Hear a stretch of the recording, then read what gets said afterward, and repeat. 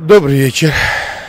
Приветствую вас сегодня на финальной игре розыгрыша чемпионата Межнациональной футбольной лиги. 7-й сезон мы в этом году завершили. Сегодня в финале встречаются команды татарской общины Дуслар и грузинской диаспоры Москвы Иберия. Межнациональная футбольная лига уже насчитывает, так сказать, 7-летнюю историю. Вы знаете, в рамках городской политики в Москве, видимо, единственный субъект России, где самым пристальным образом, обращалось внимание на национальную политику. И надо отдать должное, теперь уже бывшему мэру Юрию Михайловичу Лужкову, которому мы должны, в принципе, быть благодарны и заодно и это в числе его заслуг на былую деятельность. При правительстве Москвы был создан в свое время Межнациональный консультативный совет, ныне преобразованный Совет национальности при правительстве Москвы, где, работают сообща на общественных началах все руководители и представители национальных общин города Москвы. В рамках деятельности этого совета и зародилась, в принципе, идея вследствие поиска решений, предложений по реализации межнациональной политики. Целая городская программа работает, Москва толерантная. Мы изыскиваем разные формы работы, чтобы решать проблемы адаптации, интеграции огромного количества мигрантов, и в том числе и внутрироссийских беженцев, которые, прибыв в свое время в период, так сказать, межэтнических конфликтов, много оказалось беженцев с Кавказа. Сегодня большой приток мигрантов в Средней Азии. Весь этот массив, он нуждается, сталкивается с проблемой интеграции в мегаполис, в социум мегаполиса. И на путях решения этих задач мы и пришли к, так сказать, идее создания этой лиги. И удачный случай 7 лет назад один из энтузиастов, тоже футбольного мира и вообще деятельный человек, нас познакомил как раз Юрий Михайлович Лужков, Павел Фульблюм, работавший в свое время в еврейской общине. В то время, да, мы как раз познакомились, нас и познакомил Юрий Михайлович, и вот мы с ним эту идею, в принципе, и воплотили в жизнь. И так она родилась, эта лига, при активном содействии руководителей общин. В принципе, благодаря большей степени, энтузиазму самих любителей футбола разных общин. Хотя и название носит характер, так сказать, обособленной команды, но в командах играет очень пестрый состав. Да, и мы специально эту политику проводили, что в каждых командах, где-то 1/3 играла москвичи коренные. Каждая команда набиралась не по национальному признаку? Не чисто по национальному признаку, чтобы в этой команде играли 1/3 москвичи. Это помогает в большей степени внутри команды налаживать такой нужный нам климат. Ну и, естественно, огромная работа проведена в плане того, чтобы сама составляющая, здесь равнозначно две составляющие нашего проекта, это спортивная часть и сама политическая часть. И мне кажется, мы добились того, что хотели, если сегодня мы очень редко на поле даже слышим в эмоциональном, так сказать, состоянии, футболист может позволить себе грубое слово, так сказать, нецензурное слово.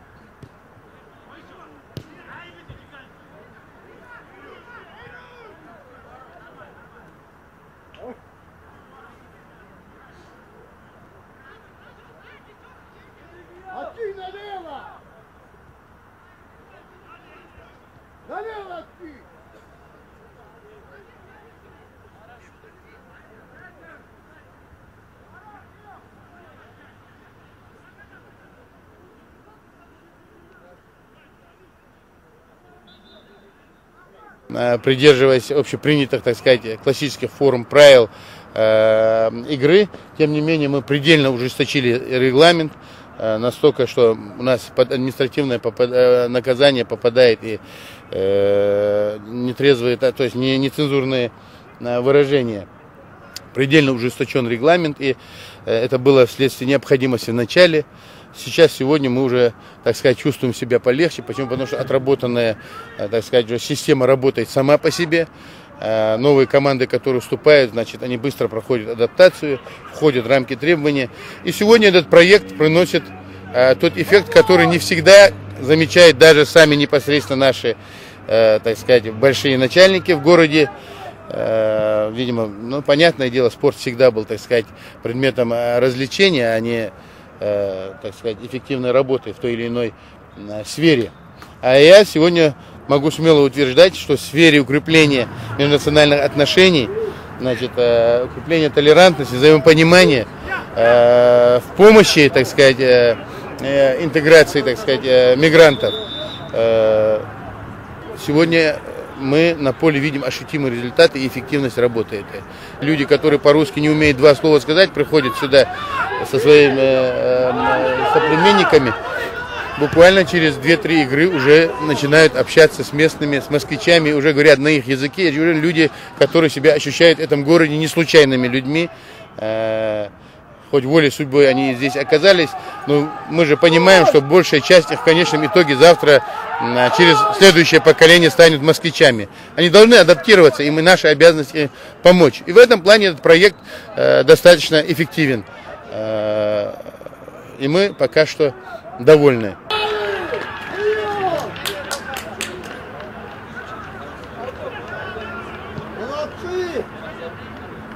По-моему, Ренат Хасянов, номер 11, автор гола в составе команды «Дуслар».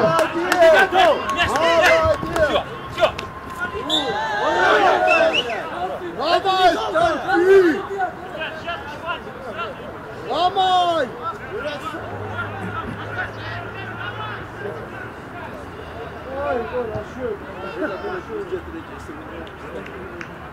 Есть ли в командах спортсмены, которые приезжают играть из других городов? Нет. Только Москва? Нет, только люди, которые приехали в Москву, здесь работают, осели, учатся, студенты, мигранты, которые, в принципе, приехали жить сюда. Только москвичи. Мы, конечно, дотошно не отслеживаем. Почему? Потому что знаем, что в Подмосковье приезжают игроки, играют. Такое допускаем, но это неизбежно. Это все-таки на общественных началах возникшая спортивная организация. Но и тем не менее, еще раз скажу, нам хватает.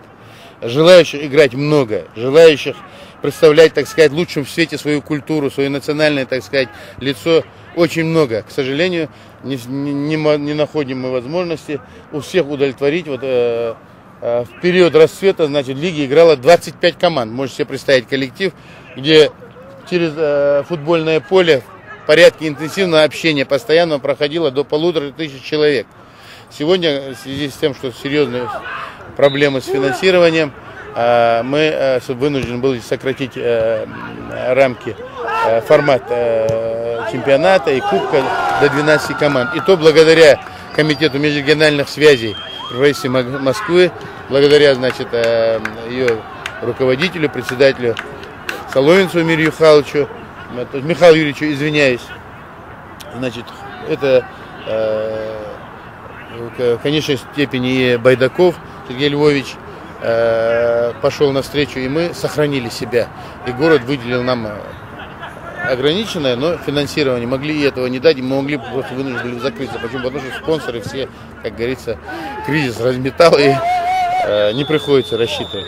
Помимо, никакие общественные организации вам не помогают, помимо... Нет, абсолютно. Единственное, значит, общественные организации помогают своим командам я тогда буду неправ, если скажу, что они не принимают участие. Конечно, они принимают, они своим командам значит, помогают организовывать тренировки.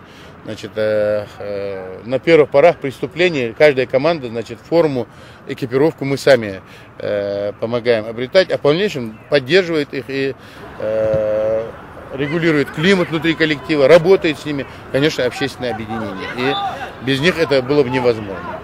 У нас были наставники, очень известные, значит, Геннадий Олегович Логофет, вы знаете, в прошлом знаменитый футболист советской школы. Значит, Юрий Александрович Севидов, пусть земля ему будет пухом, до последнего дня был председателем Конституционной комиссии дисциплинарной лиги. Значит, и по их отзывам, не лезьте ради, они всегда не только подвергали, так сказать, критике наши недостатки, требовали от нас, за что мы всегда были благодарны, ну и отмечали, что если учитывать затраты на организационные меры по лиге, то он достаточно отмечал всегда высокий уровень, они отмечают и игры, и профессионализма, не только футболистов, но и организаторов. И поэтому нам краснеть пока не приходится за свое детище.